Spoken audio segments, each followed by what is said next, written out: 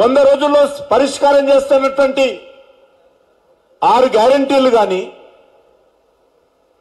మిగతా ఇచ్చినటువంటి 420 సబ్ గ్యారెంటీలు కానీ ఏ ఒక్క హామీ కూడా పూర్తి స్థాయిలో అమలు చేయకుండా కాంగ్రెస్ పార్టీ పూర్తిగా వైఫల్యించింది. టీఆర్ఎస్ పార్టీ మీద వ్యతిరేకత రావడానికి 10 సంవత్సరాలు పట్టింది. కానీ కాంగ్రెస్ పార్టీ మీద వ్యతిరేకత రావడానికి 10 నెలలే పట్టింది. ఈరోజు తెలంగాణ సుమారు 1500 మంది తెలంగాణ బిడ్డలు ఆత్మ బలిదానం చేసుకొని తెలంగాణ సాధిస్తే వచ్చిన తెలంగాణ ఈరోజు ఏ రకంగా పరిపాలన చేస్తా ఉన్నారు అందరూ ఆలోచన చేయాల్సిన అవసరం. తెలంగాణ అమరవీరుల ఆకాంక్షలకు అనుగుణంగా తెలంగాణ ముందుకెళ్తా ఉందా అందరం కూడా ఆలోచన చేయాల్సిన అవసరం ఉంది. మిగులు బడ్జెట్స్ గా ఉన్నటువంటి తెలంగాణ ఈరోజు టిఆర్ఎస్ పాలనలో కాంగ్రెస్ పాలనలో అప్పుల రాష్ట్రంగా మారిపోయింది. అప్పుల తెలంగాణగా మారిపోయింది.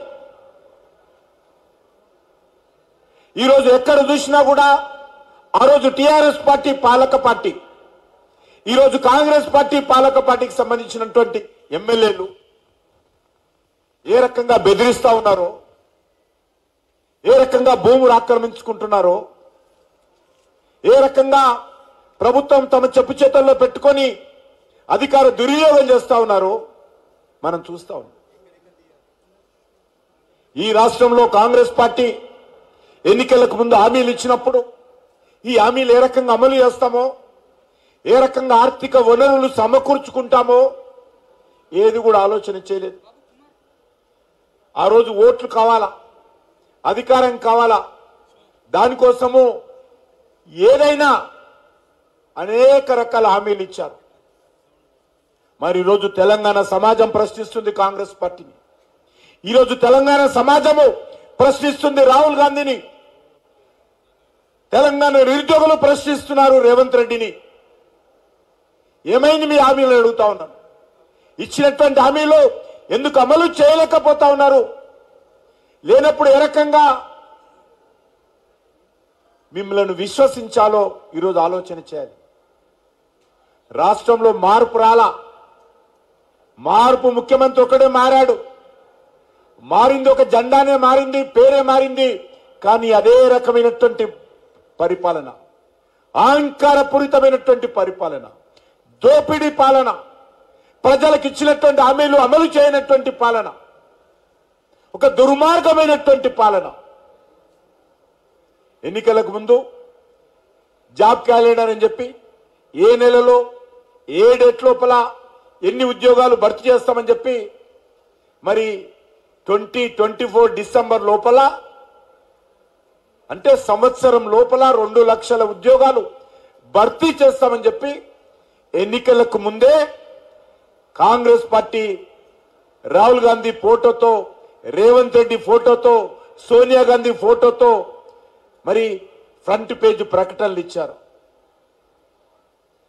ఈ రాష్ట్రంలో ఉండే నిరుద్యోగులు ఆ రోజు కాంగ్రెస్ పార్టీ ఇచ్చినటువంటి హామీలను చూసి, టిఆర్ఎస్ పార్టీ యొక్క వైఫల్యాలను చూసి నిరుద్యోగ యువత కాంగ్రెస్ అండగా నిలబడింది.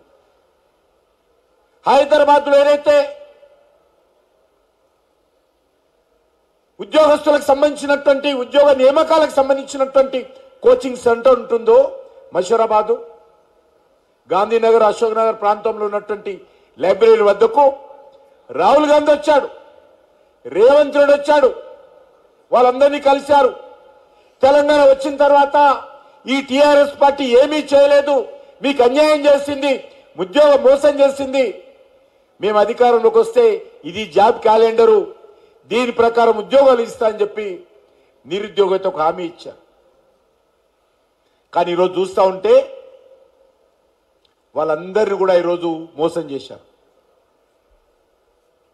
ఇచ్చిన హామీ ప్రకారము, ప్రకటించినటువంటి జాబ్ క్యాలెండర్ ప్రకారము ఉద్యోగ నియామకాలు జరగలేదు. ఈరోజు ఏ రకమైనటువంటి పరిస్థితి ఉందంటే ఉద్యోగస్తులకు ఇవ్వాల్సినటువంటి, ఉపాధ్యాయులకు ఇవ్వాల్సినటువంటి డిఏలు ఇవ్వడం లేదు. వేతన సవరణ సంబంధించి పిఆర్సి ఇంతవరకు ప్రకటించలేదు. కేంద్ర ప్రభుత్వం ప్రకటించింది, కానీ రాష్ట్ర ప్రభుత్వం ప్రకటించలేదు. ఈరోజు రిటైర్ అయిపోతే టీచర్స్, రిటైర్ అయిపోయినటువంటి ప్రభుత్వ ఉద్యోగులు వాళ్లకు రావాల్సినటువంటి బెనిఫిట్స్ సకాలంలో ఇవ్వనటువంటి పరిస్థితి ఈ రాష్ట్రంలో కనిపిస్తా ఉంది.